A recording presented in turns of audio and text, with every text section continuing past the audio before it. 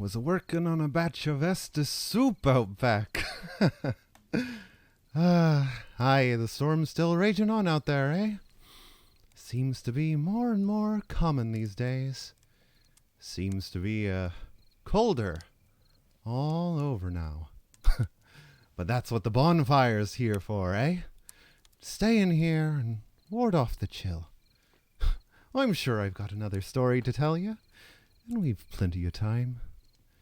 Where were we last time? Yes. High Lord Gwyn.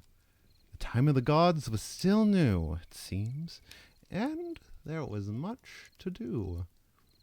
A world wasn't built in a day, you know. Now in Gwyn's mind, the threat of the dark was still fresh.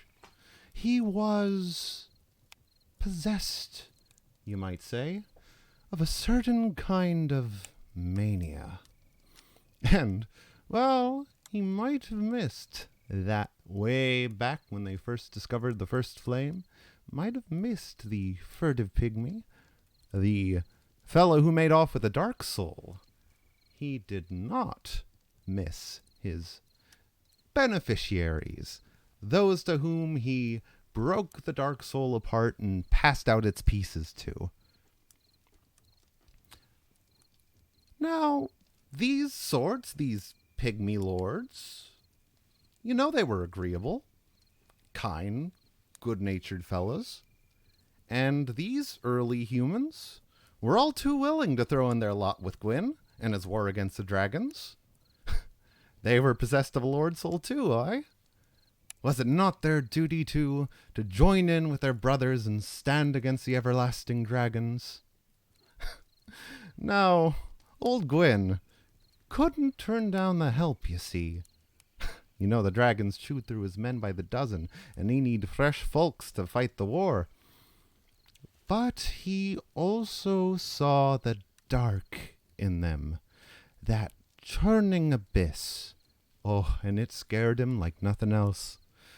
But Gwyn was not High Lord for a lack of shrewdness, and he found a way to have his cake and eat it, too.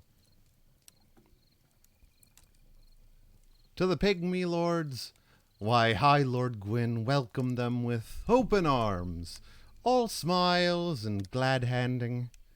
He came bearing gifts, you see.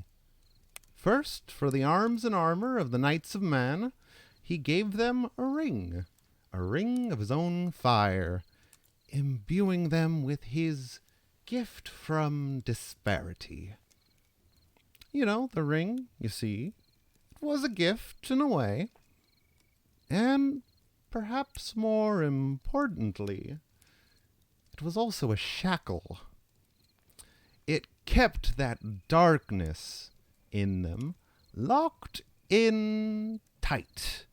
Through the whole war, those rings kept that darkness locked tighter than a jail cell in Irithyll. And to Gwyn's humor, they loved it. They loved him for it. And he saw in that the spark of a plan.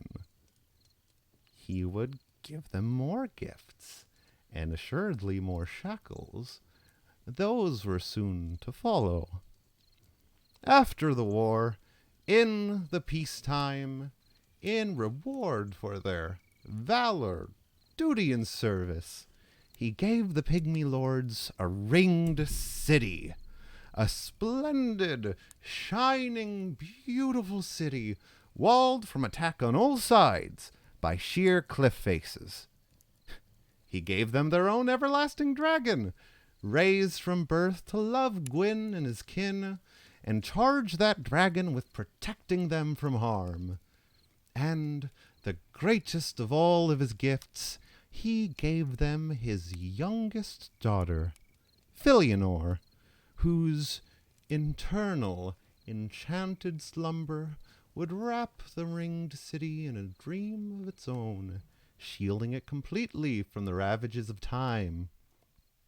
It was a city eternal in its splendor. the greatest gift and the perfect jail. Now,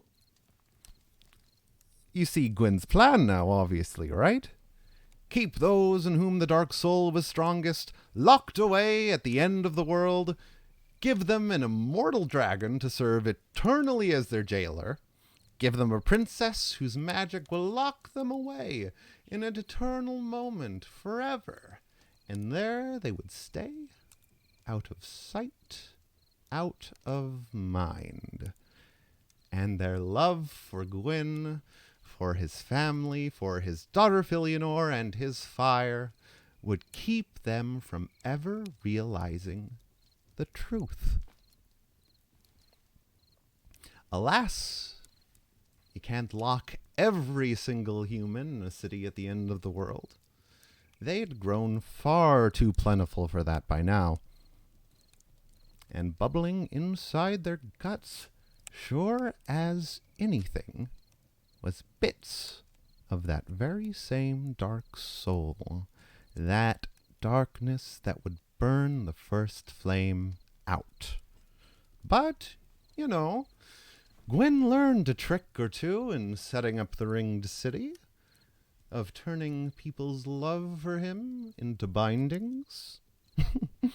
And so, he started a religion, starring himself, of course, as deity in chief, the gods of Anor Londo. Had a nice ring to it, didn't it? You'll pardon the pun.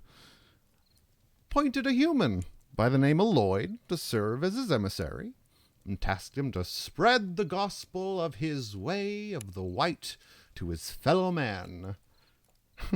Now, Gwyn wasn't alone in this sort of religious pantheon he had cooking up, and he had other children besides. Besides the king who will remain nameless from the story before, and Filianor, locked away in the ringed city. But his first daughter, Guinevere, now she was a right chip off the old block as far as old Gwyn was concerned.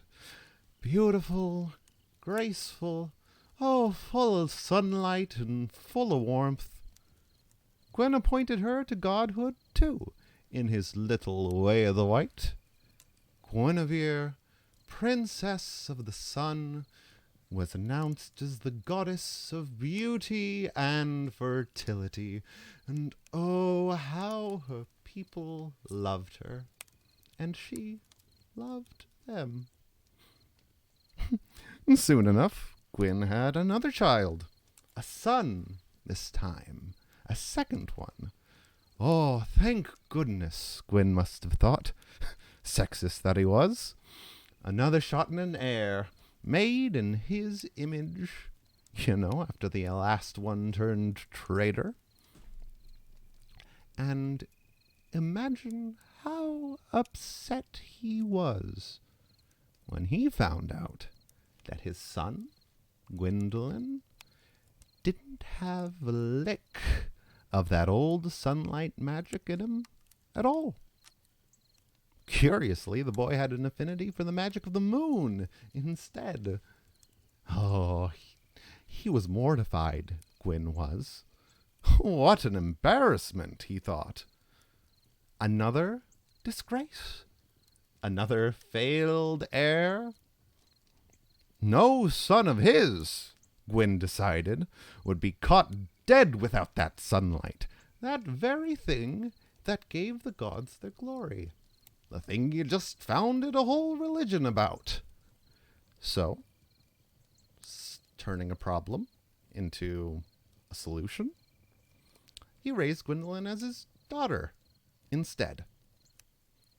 And now, there was Gwyndolin. Poor Gwyndolin. Denied love from his father, denied the love of the people, sequestered in his own little corner of Anor Londo. And he was hungry for acceptance, desperate for approval. He even took to calling himself Gwyndolin of the Dark Sun. For you see, What was moonlight but the reflection of the sun's light? He thought maybe his father could recognize that, and in turn recognize him. He had helped his dad in his own way. Now, since he was out of sight and out of mind, Gwendolyn founded an order of knights, the Knights of the Dark Moon, and they would become the unseen blades of Anor Londo, protecting the Age of Fire from the shadows. And that was sort of the whole part and parcel of the founding. Gwyn had brought the whole world to order. Every piece slid neatly into place. Every weakness turned into an advantage. Gwyn had played his hand well, he must have thought. His Age of Fire was finally secure. Only it wasn't. Of course, he only bought time. He bought decades, maybe centuries even. But it didn't matter how long he had bought.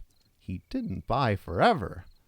The fire would fade, and in time, Gwyn's mania would turn into desperation.